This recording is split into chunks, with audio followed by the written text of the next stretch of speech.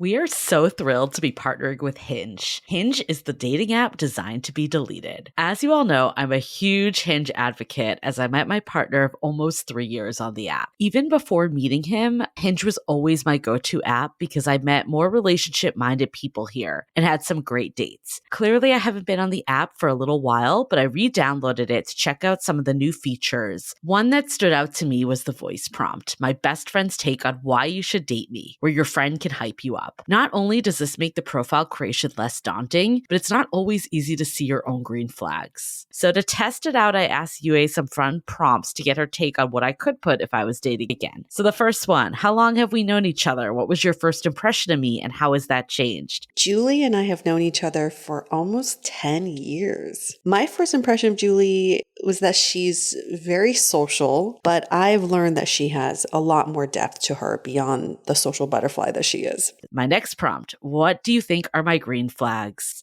I would say she's deeply loyal. She believes in love, curious mindset, and she is fearlessly ambitious. And then last but not least, what kind of friend am I? Julie is the kind of friend who will always have your back, no matter what. Damn, that feels nice to hear. So download Hinge and try voice prompts today. Then find someone worth deleting the app for. As you know, I recently left my corporate job and I've been in total recovery mode, all about self-care. One of my new routines is the nighttime shower before bed. There's just something about washing away the day and that reflection that's been super helpful for me. I've been using one of our partners, Osea's Mega Moisture Duo. This combo body oil and body lotion are so freaking incredible. It literally feels like I'm at a spa. I realized that the secret is seaweed and other skin level ingredients that are normally reserved for face products. And that's why I was so excited when Osea became one of our partners. And, we're so grateful for partners like this because one, they keep the show going, but they're also super good for all of our listeners and for our own well-being. So if you want to have that nighttime bliss like I am doing, you can get 10% off your first order site-wide with code Dateable at oseamalibu.com. You'll get free samples with every order and free shipping on orders over $60. So head to oseamalibu.com and use the code Dateable for 10% off. Let us know which products you end up going with, share them in social. Super excited to see what you end up choosing. Living with ADHD can be a challenge, and dating with ADHD is definitely a challenge. We've heard many of you say, but finding the right care and proper tools needed to succeed can be life-changing. DUN is an online ADHD care platform that can get you all the resources you need to help manage your ADHD. Online visits, refills, and a 24/7 care team made for you.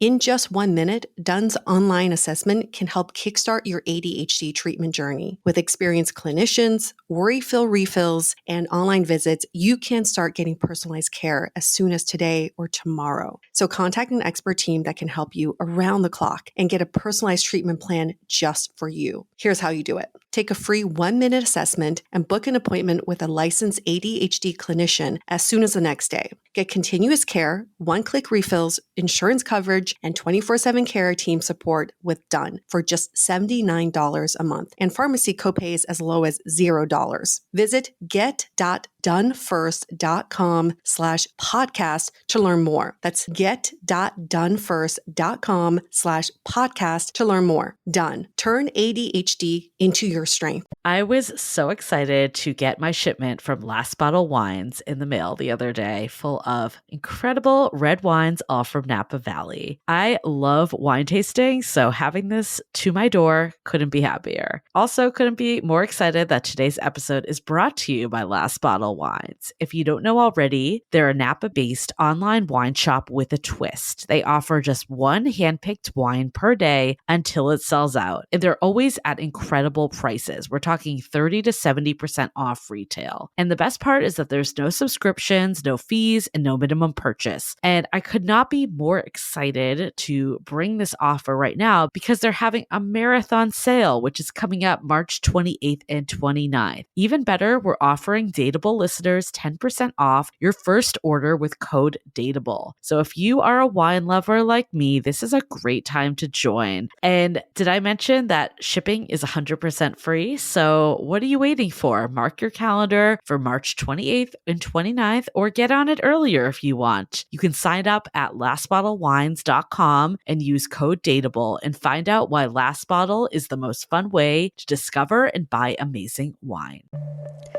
The Dateable podcast is an insider's look into modern dating that the Huffington Post calls one of the top 10 podcasts about love and sex.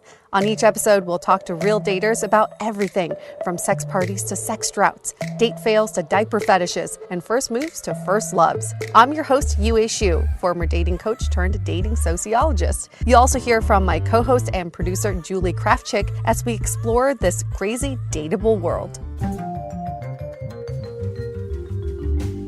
What is up, everyone? Welcome to another episode of Brunch Talk with us, the Dateable podcast hosts. And every week we get into a meaty question that we've been getting through our emails, and we want to dissect it all for you over Brunch Talk. Yes. And then you can take it to your own brunches and dissect it further with your friends, or spread the gospel, because we're looking to have advice and dissection that empowers you at the end of the day. We're not going to be analyzing every last text message. That's not how we roll. No. We're doing the bigger topics. But the stuff that's pressing, keeps you up at night. Well, I hope this one doesn't keep anybody up at night. But here's the question. Is bad sex a deal breaker? I feel like that would keep me up at night.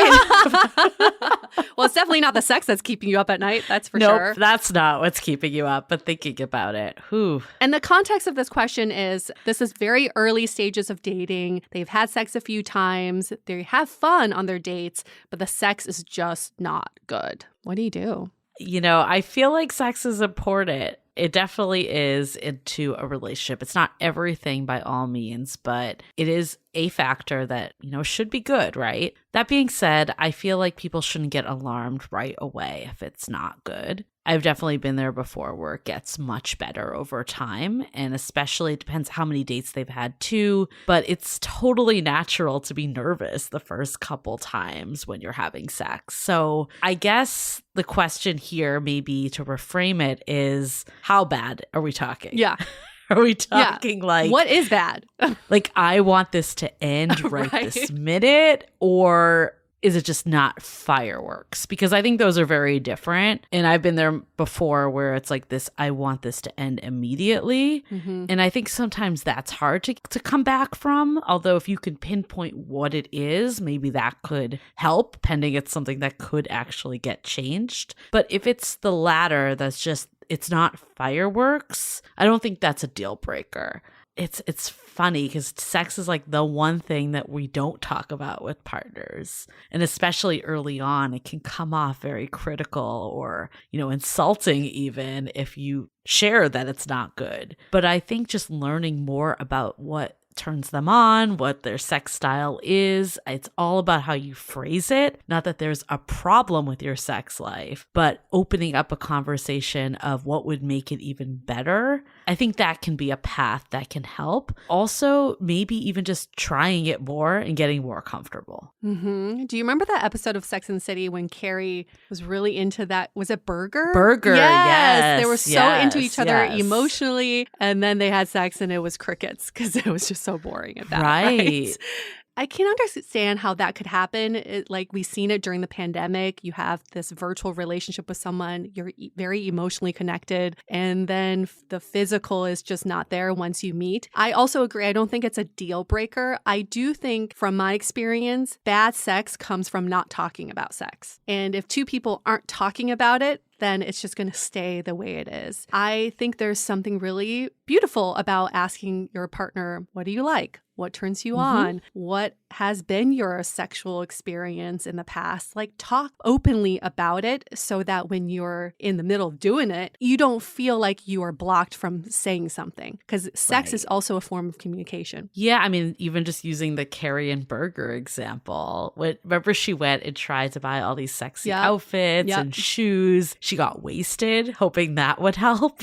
And none of it worked. But as soon as they both addressed the elephant in the room, that's when the chemistry started to happen. I think also, what about the outside chemistry? Because in their case too, they had really good like kissing and everything else was good. They were very attracted to each other still. So I believe like if that stuff is good, you can make it work sex wise. It's one of those things that I don't think there's like a blanket answer, and it's a scale. And if you really are like cringing being around this person or just not attracted, it is going to be hard to come back from that. But if you're, relatively attracted, it's just not perfect, then I think you definitely can. Yeah, if you're attracted enough, the sex can get good. I mean, there's a potential there. I think just by ignoring the topic, that's the danger zone. I had a relationship where we didn't have sex for a year, and I ended up resenting this person because I just kept thinking like, well, they obviously don't find me attractive, or they're low on their hormones or something. There was something wrong with us, but we just never openly talked about it. And that's why it just got worse and worse. So worst thing you can do right now is to ignore the topic. Yeah, and I also feel like the earlier you can do it, the better. And again, it's all how you say it. And because if months and months go by, it gets harder and harder to bring that up. Yeah.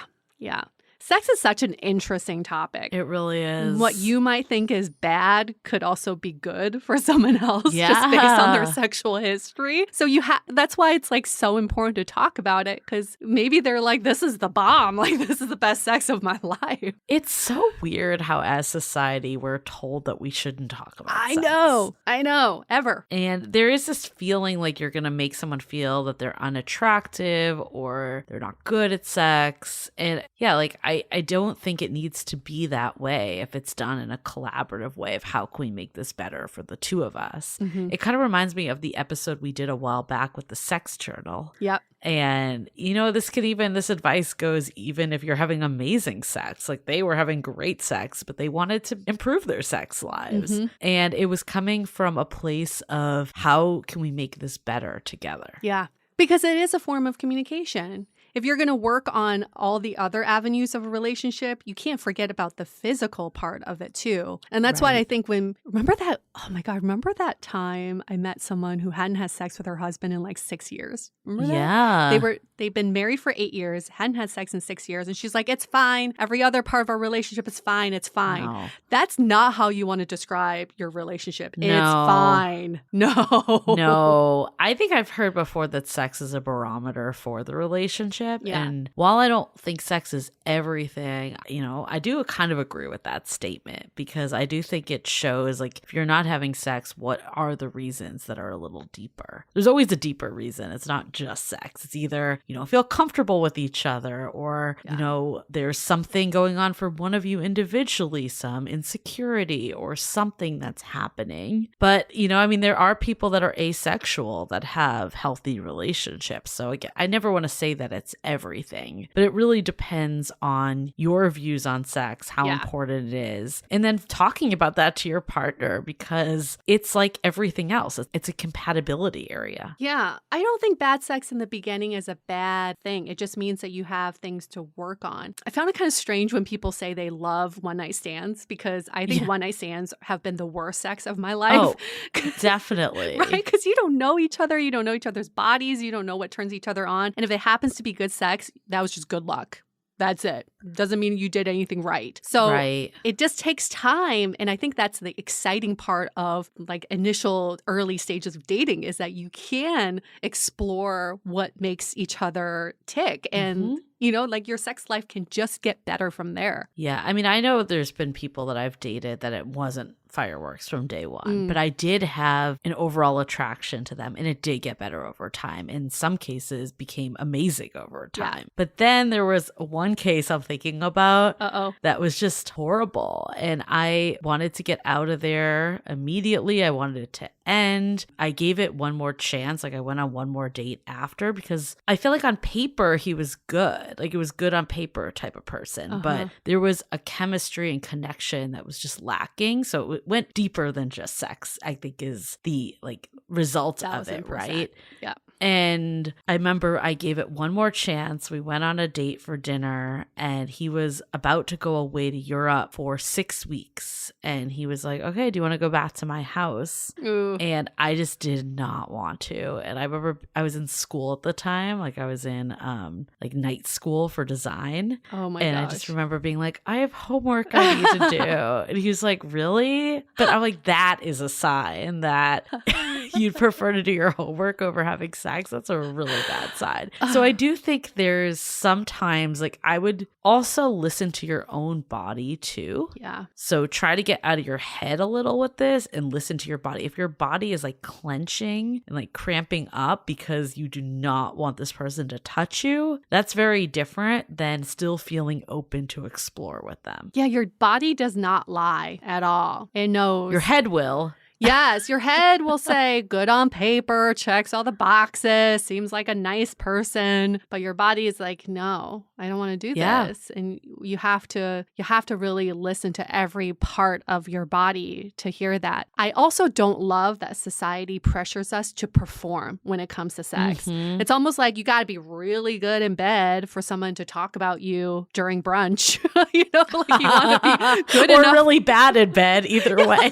You want to be really good or really bad for brunch talk. And I think that's really unfortunate because we're not porn stars and it's not one size fits all. The way someone performs with someone else is different than they do it with you. So get rid of that pressure to like be bomb in bed because that's not always the case. That's a really good point too, is, you know, your own expectations. Yeah. And a lot of times, if it's not fireworks on day one, it's because we expect it will. And especially if the chemistry is really hot. I mean, going back to the Burger and Carrie example, she was expecting it to be incredible because they like closed down restaurants, making out all night and all the works, right? So I think sometimes those times can fall short because there's so much expectation that goes with it. Oh, that's so true. It's bringing me back to that 3-week fling I had because this was in San Francisco. We were like, you know, before we even had sex, we just had crazy physical chemistry. And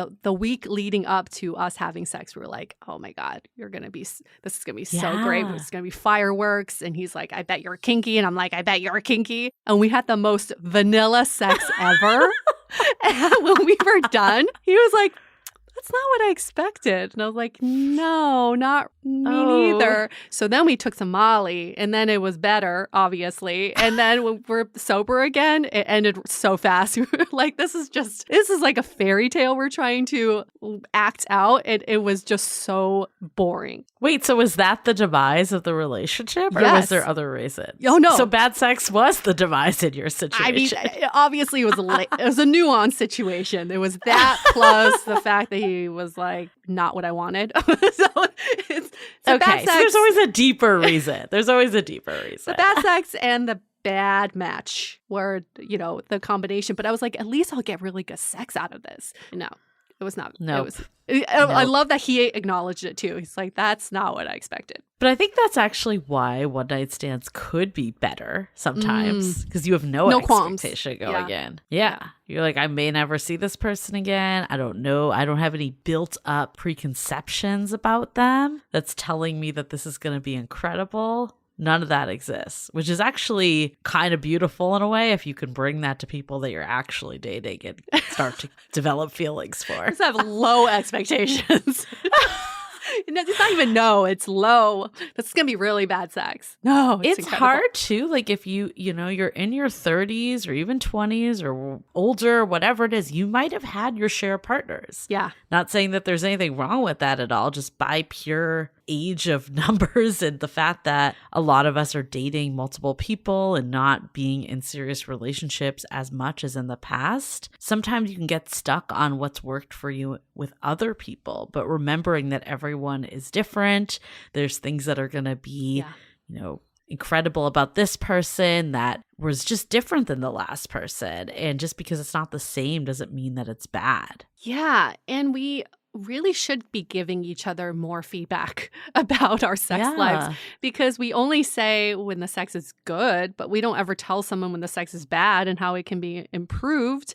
So we need to pay it forward, because that's why you're getting the bad sex right now. It's probably because nobody told them that this is bad sex. That you probably thought it was incredible this whole time. There was another Sex and the City episode where the guy thought that he gave every girl an orgasm, and Miranda was like, nope. Nope, and he was so baffled. But I don't know, what's the line of that? Because I feel like it needs to be constructive. It can't just be no, it can't be like you suck at sex. But okay, I'll give you a very good example. For the longest time, I would give my partners good reviews. That was incredible. But when it was just blah, I wouldn't say anything. It's like, it's fine. But the times when it's fine is because there was no lead up, no build up to the sex. It was just like straight to like penetration. And that doesn't get me off at all. And that will never be good sex. Not until this current relationship was I able to give that feedback of, I really need lead up time. Let's start talking about sexy things like 2 or 3 hours before we even have sex. That is what gives me incredible sex. So I don't think that's like, it's bad sex. It's more like, this is what turns me on even more. Well, I love that because it was all about you, not about them. Right. Yeah. And that's the key. It can't be that you suck in bed at sex. Your penis doesn't They're work. just going to leave at that point. There's no way that could be a way that brings you to closer. you have a sign at the end, D. Maybe D+. I don't know. I feel like there should be an app for that. Just like log in, see what your score was. And if you never want to see them again, just be like, check a box at the end. Didn't get an orgasm. No, I love this. An anonymous sex rating app. Yeah, that's a good way to tell people, right? That they're bad in bed without telling them. But the app would have to verify that you are an actual partner or a former partner versus someone who's just trying to ruin someone's life. I do think there is, and I don't want to put it back on the person submitting this, but I do think some of it is you too. While there's definitely things you can say to your partner, and maybe there's a situation where they just aren't great in bed, we don't know. But some of it's the own enthusiasm that you bring, and also how comfortable you're feeling in your own body. Because I know personally, times when I wasn't feeling good about myself, I didn't have good sex, or I didn't want sex as much. And it had absolutely nothing to do with the other person. So while there's definitely things that you can communicate of your own desires and what you want from them in a way, of course, that's, building them up, not putting them down. But I'd also take a look at how I'm showing up too. Oh, so true. So true. But most of the time it's their fault, right? No dead fishes. Have you ever? Oh, I've had too many. I don't even count those as sex partners. Like there was no penetration. It's just literal like flapping against the hole. Just this. That's not penetration. I think my definition of a dead fish is different than yours. I was thinking of that person that just like lays there. Just as you started talking, I was like, I don't think we're talking about the same thing. Sorry, I'm thinking of a flaccid fish. What if a dead fish and a flaccid fish got together? Worst sex ever. Then that's the best nap of your fucking life.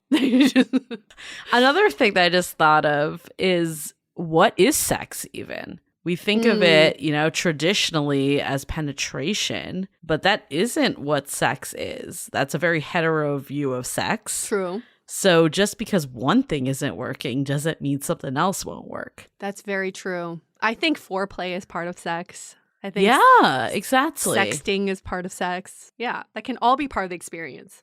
The other thing too is positions. Like, what have you tried? Because it's not just one thing, right? So many positions out there. So many positions that I don't even know how you get into. Like the fucking helicopter. Although some of them I feel like I've seen like in magazines or articles. I'm like, how the fuck do you do this? This looks so difficult. You have to be so flexible. And not just you, but your partner has to be equally as flexible. And if you are both not contortionists, how do you get into these positions? But yes, try it anyway. Yes. Don't feel bad if you're sticking with the basics, but even the basics, right? Like if you're doing missionary and it's not doing it for you, there's many other options that you can go to. I feel like there's only one position for me though. It's only one. I've tried many, but there's only one that works. What is that? It's not cowgirl. Oh, yeah, it's cowgirl. Not reverse girl cowgirl, on top. Girl on top. Yeah.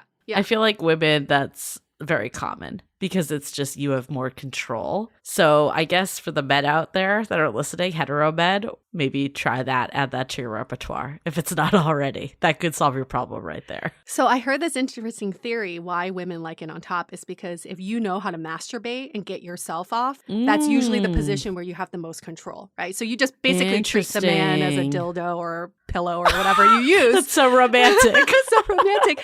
But I like this because I'm going to bring it back to Taylor Tomlinson again. You have to watch the special, Julie. It's so funny. I saw it live for a special. Wait, which one? The most recent one? Yeah, like I saw it in San Francisco. We went to the actual show. Yeah. I thought she was so spot on with the sex thing when she's like, if your first orgasm is with someone else, that's like if a realtor is showing your own house, you know? Like, you feel ripped off. Oh, here you have a second bedroom. I didn't know I had a second bedroom, you know?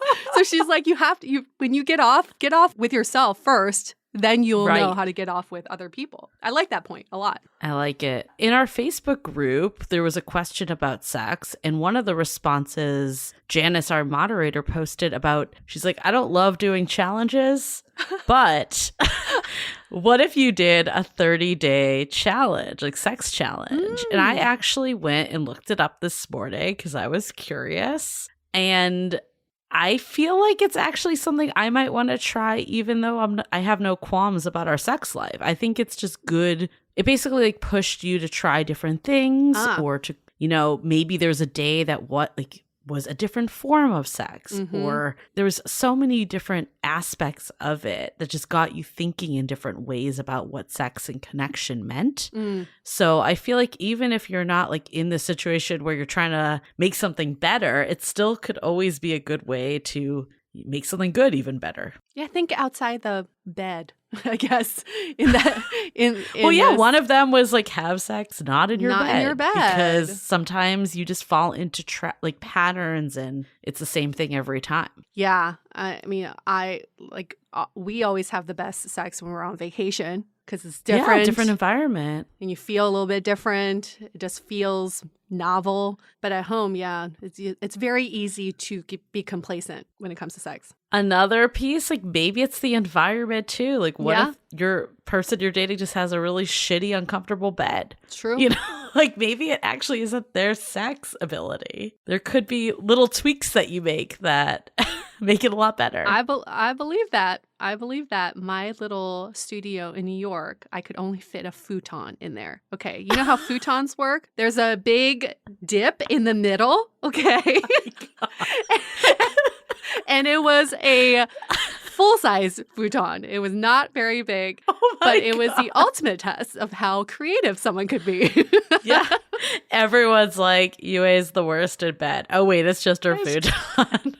I don't know how many knees I bruised on that dip in the middle. God. But I ended up selling that futon. TMI. I ended up selling that futon to this guy. This like young, good-looking 20-some-year-old guy. He's like, thanks so much. And I was like, take good care of this futon. Oh my God. There's so many things that are wrong with that story. I don't even know where to start. I hope he's having really good sex though. I mean, I feel like you're like, oh, it's really coincidental that they always want me to go to their place. It's so weird that they always want to do a standing up. Though, there is also a side of it. The more we talk, the more I keep thinking about things. But I feel like when I'm not super comfortable with someone at the beginning stages, I prefer to be on my own turf. Totally. So maybe some of it is just switching it up to your place versus theirs and seeing if it makes a difference for both of you. Because, if you're at your house, they could be nervous and not performing as well because of that. It's very true. Yeah. Think of it as an opportunity to experiment. It's not a deal breaker. It's an opportunity. Just don't fuck it up. There's some things that I think there's universally things that you just should not do in bed or after you have sex with someone. One example is don't send them a text saying, I miss your Chinese pussy. Just I don't know, just one of those things I just don't think that works ever. I hate that story, but I love it at the same time just because it's horrible in the way you tell it, but it's horrible. I don't know why anyone would ever think that was a good text to send ever. That does not make me wet at all. In fact, it dries me up right away and I will ghost the fuck out of you. Bye. Was that someone that you slept with on the futon? Yes, it was. It was. He deserved that. He deserved that crack in the middle. Oh. Okay, lessons learned. You can save bad sex, but also look at it on the scale and don't force things that can't work either. Yeah. Don't think of it as bad sex. Think of it as sex with potential. Yes. Yep.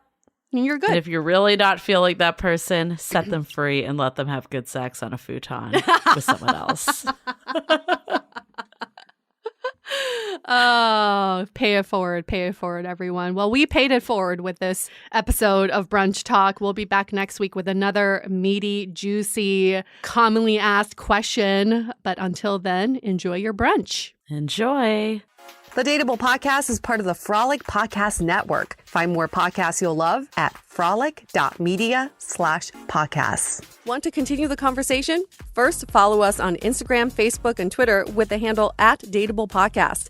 Tag us in any post with the hashtag StayDateable, and trust us, we look at all of those posts. Then head over to our website, dateablepodcast.com. There you'll find all the episodes as well as articles, videos, and our coaching service with vetted industry experts. You can also find our premium Why series where we dissect, analyze, and offer solutions to some of the most common dating conundrums. We're also downloadable for free on Spotify, Apple Podcasts, Google Play, Overcast, Stitcher Radio, and other podcast platforms. Your feedback is valuable to us, so don't forget to leave us a review. And most importantly, remember to stay dateable.